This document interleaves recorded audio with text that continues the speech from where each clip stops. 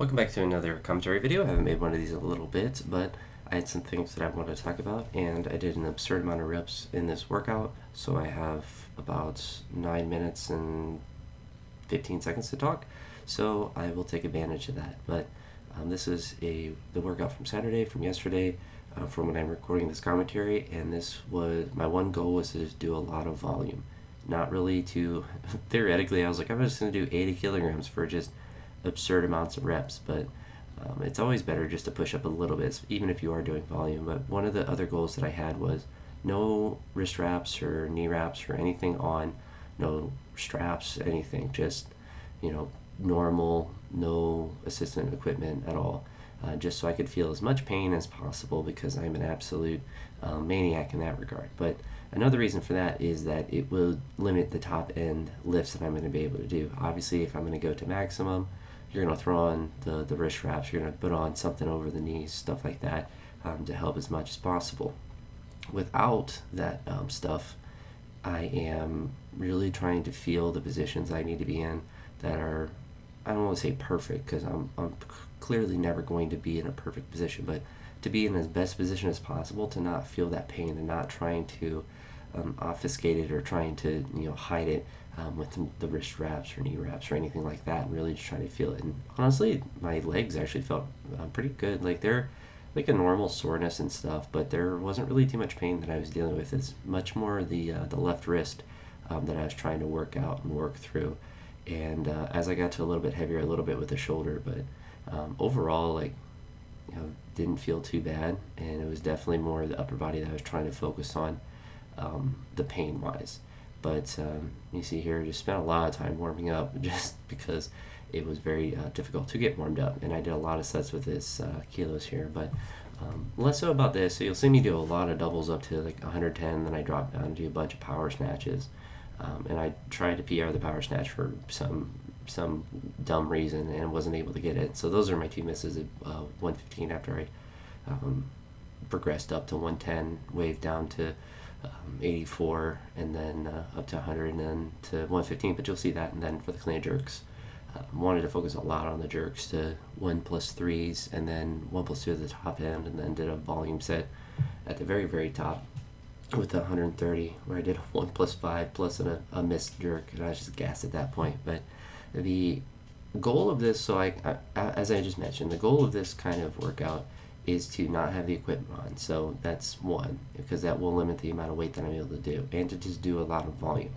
And to have a workout like this is going to obviously be beneficial in general, because the more volume you're able to do, the more you're able to drive up progress.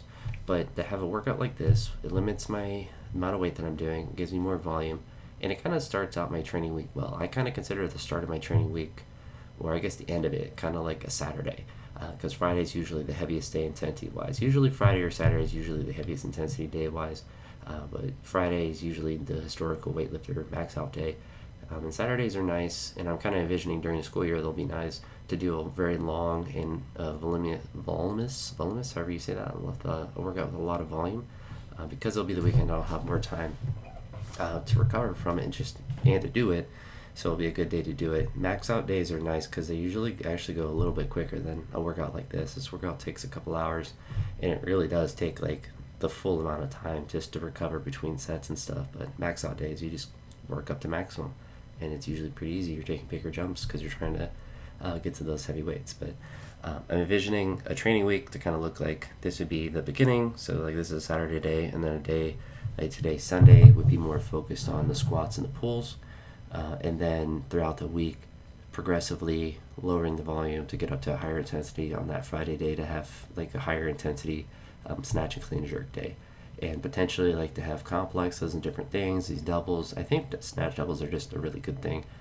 It's a really simple thing, but it's a really good exercise, really good rep scheme to do, whether you're doing any sort of complex or just doing regular snatches. But I'm doing all these full without the straps, just to really focus on that fixation, and that's something I just want to continue to focus on during the week.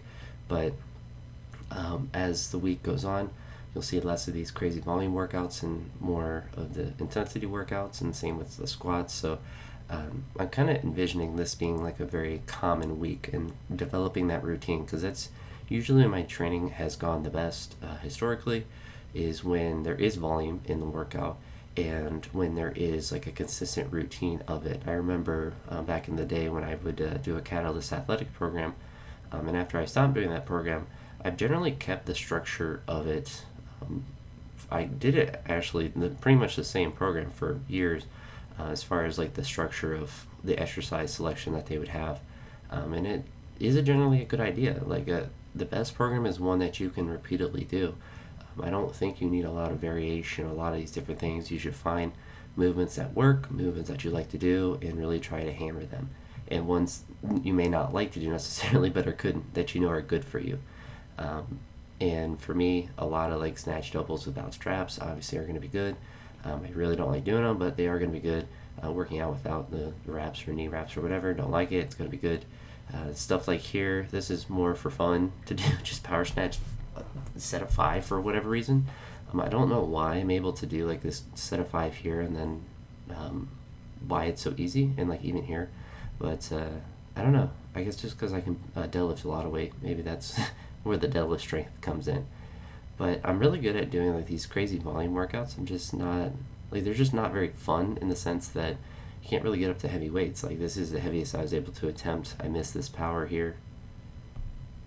You can see me failing the power, getting to the bottom, and it just crashing forward. Then for whatever reason, I thought it'd be a good idea to try to do, well, I didn't try to power this one, I just tried to catch it, and I was just too gassed at that point. But I'm really good at like all those doubles and stuff. I could have just kept going forever, but the only reason I stopped doing them is because I knew I wanted to do some clean and jerks as well.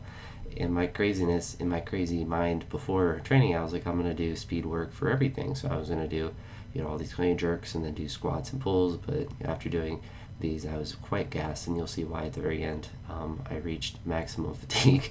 I wasn't able to complete the last jerk, but I did 5 front squats before trying to jerk. So, it is what it is with that. But these days, I think will be good for experimentation as well. So maybe, a snatch double day, or I'll do like no foot snatches, or like something where you can really kind of mess around with something. And that's what I would do in the past as well. I would have days where I do like no hook, no feed, or just weird complexes to really limit myself. And I think that's important to do in different times of your training or different days of the week, is to still always work hard. I think that part is underrated. You should always be kind of like pushing hard, but you should place limiters on yourself. Like this day, the no equipment, the big limiter. Doing a 1+3, big limiter.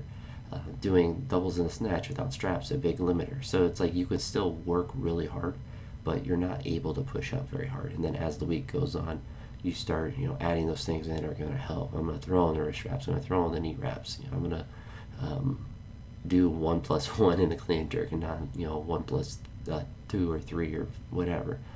So you start taking away those, and it helps build the confidence. Like for me, if I can do a clean front squat and jerk with a weight, that means I've dominated that weight, and I'm very confident to do anything I want with that weight as far as like clean jerks go. And same with like snatches. If I can do a double with whatever weight, then like I've dominated that weight. That weight is, I can do whatever I want with it. I can open up with it.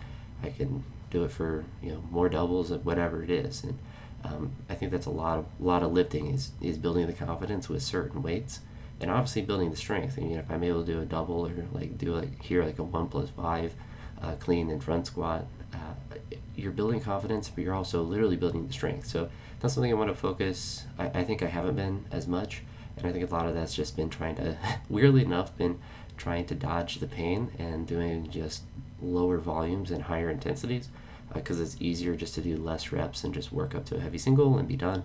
But workouts like this, I think, will be good for technical development, will be good for the strength development, and also for the pain management, because I'll be able to work through some of the pain that I'm going through, and really try to minimize that as the week goes on. And I guess we'll kind of see how that plays out. But at worst, I'll get stronger. I could try that 1+5 +1 clean and jerk every day of the week and have pretty strong legs by the end of it. So I don't know how frequently I'll do weird complexes like that, but my Saturdays will hopefully look more like this for the time being, and then as the week goes on, less and less of the craziness and more of just the structured, working up with doubles or whatever, to heavy work, and progressing up to hopefully later in the week, the Friday, or potentially like a Saturday being like a heaviest day of the week, and progressing that way. But yeah, haven't made a little commentary in a while, so hopefully you enjoy this, my like kind of current thoughts of what I'm trying to do to structure my training. It's not a very direct way of structure. It's more of like an abstract